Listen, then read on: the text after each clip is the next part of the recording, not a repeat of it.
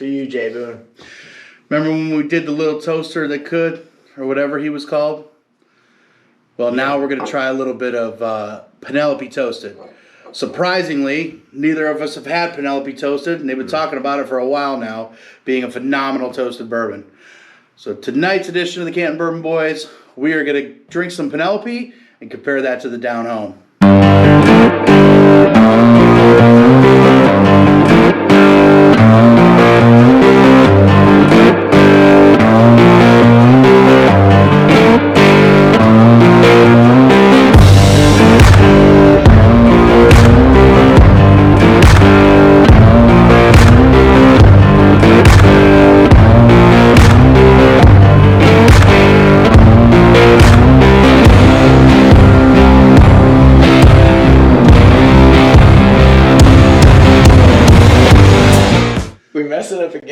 We did mess it up again.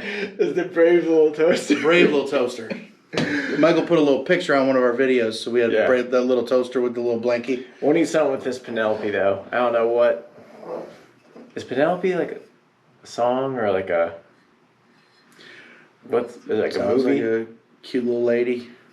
Penelope. Like an old lady that lives next door. Yeah. Looks out her window, like, get off my grass. Oh, yeah. Oh, there's Miss Penelope again. She's at it again. What's kind of cool is we got 2 MGP products, 2 toasted products.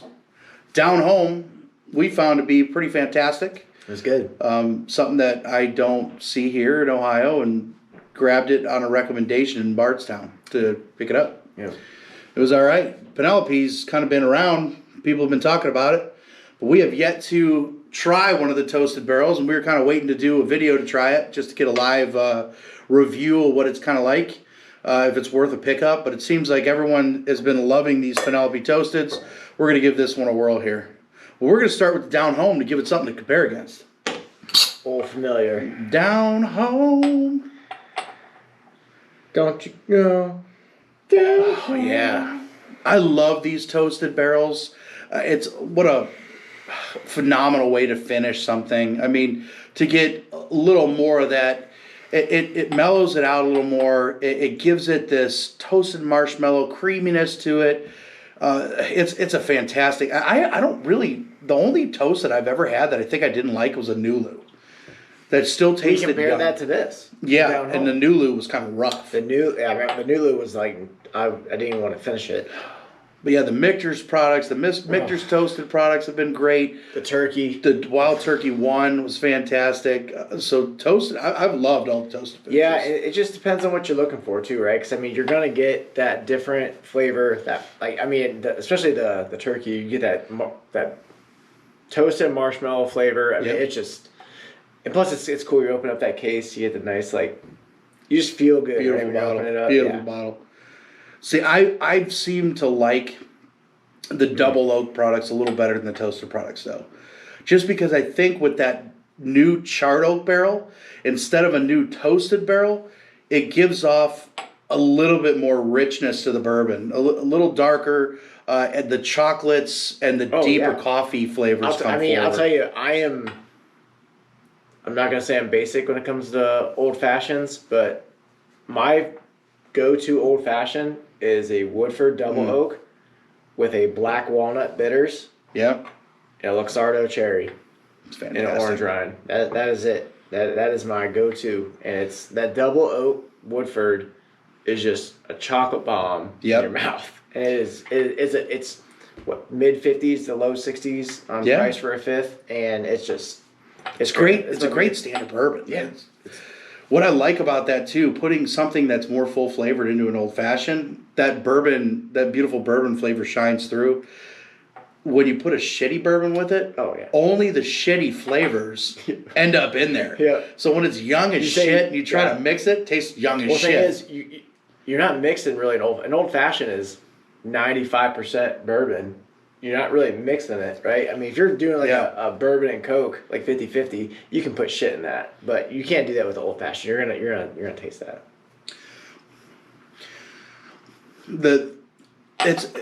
It's lighter than the stuff we previously drank, but toasty, marshmallowy. Oh wow, creamy. Really easy drinker, dude. I need to get a bottle of this because it's great. Yeah. It tastes like you just said, like a toasted, not a burnt marshmallow, just toasted marshmallow, and vanilla bomb. Just, it's so good. Accidental drip of cherry juice on it. For some reason, I think the fruits still shine in the toasted stuff where the chocolates and the coffees come out in that double oaks, but you still get a nice little fruitiness with that toasted marshmallow finish, but the creaminess shines.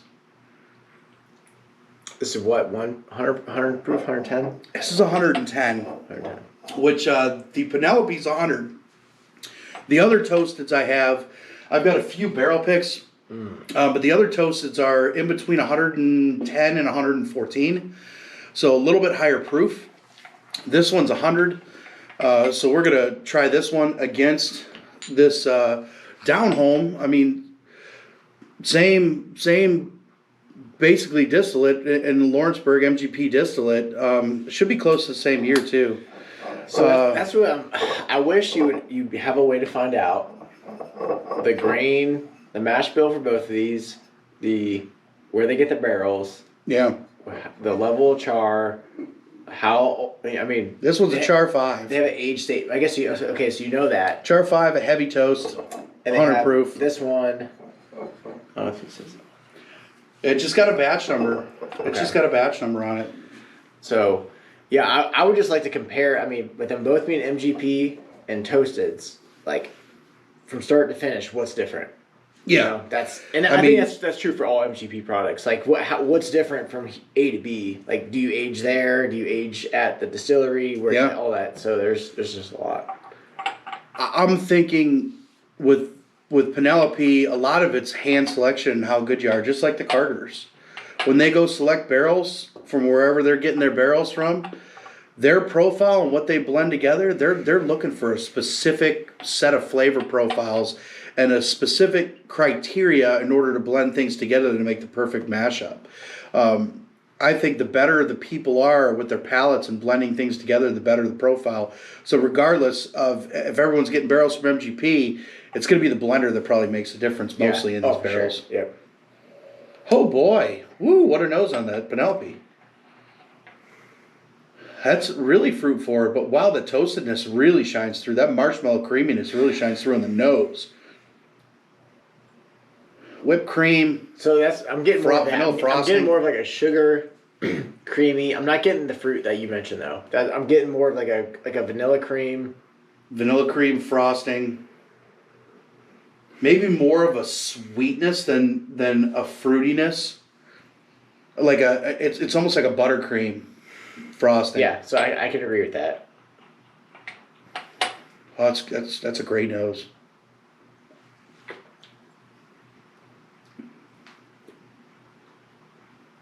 Very similar. Yeah. This one, a little more grainy. just a little. In my opinion, it's the down home is more.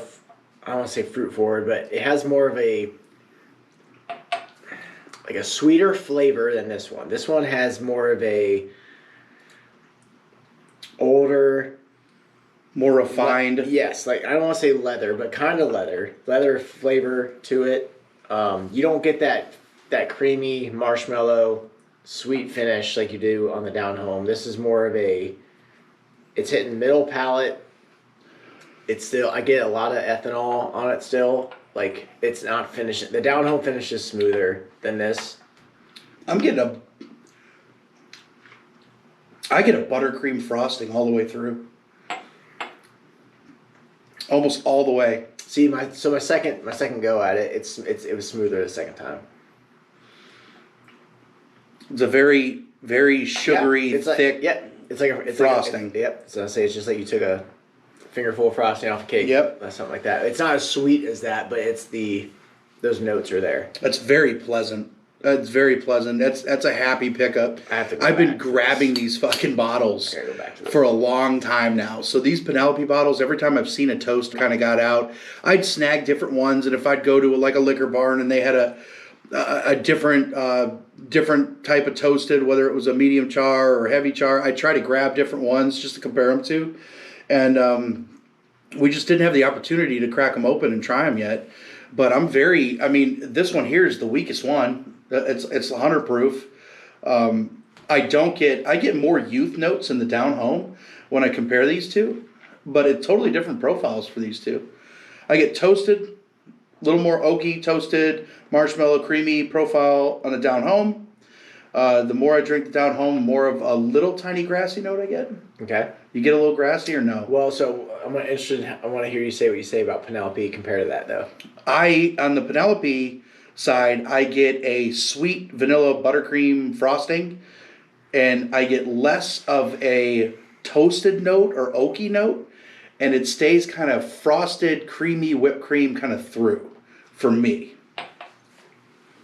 So I can agree with that as far as the finish. Like, from start to finish on this on the palate is the same. The down home, when I go from this to this is very sweet. It is, when it comes to like you said, the vanilla cream frosting, I agree with that 100%. I don't get any fruit on this as far as, like, there's no red fruit, there's no citrus. I don't get any of that. Maybe a little bit of coconut, like, flavor-ish. Okay, right? Yeah. But you know what the fucked up thing is? When you say shit like that, now I get coconut. But I get coconut now. It's like a coconut vanilla cream. God damn, is what I'm getting. Yeah. But this,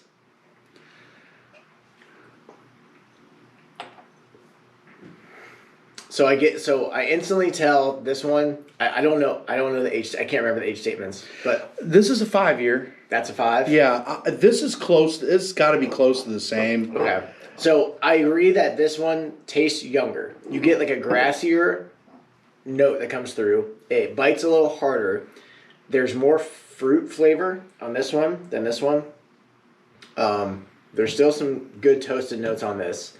But if you're asking me to pick between these two, my first taste of both, I was going down home. The more I've sat here and tasted the Penelope, went back and forth between the two, I would go with Penelope. I'm going Penelope. These two. Yep. I would. I'm going to guess the down home's a 4-year. Yeah.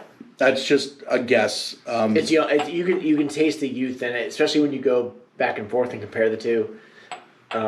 Very impressed with Penelope. No, it's good. The nose, I don't know if this mattered or not. I didn't pour a lot in this glass. I don't know if that mattered or not for my nose. I wasn't getting it at first, but the nose is changing drastically through time here. We put those little coins on top to kind of hold those notes in a little bit, and as it opens up a little bit, it changes through time, obviously. But at first I got that vanilla cream kind of hit me in the face. Now, as those notes start to dissipate a little bit, it changes slightly, but this is a bottle that I could say right now I'd always want to have a Penelope Toasted available. I'd always want to be able to crack this open on any occasion and go ahead and sip it. It's a beautiful, neat bourbon to drink with family and friends, and a lot of newbies.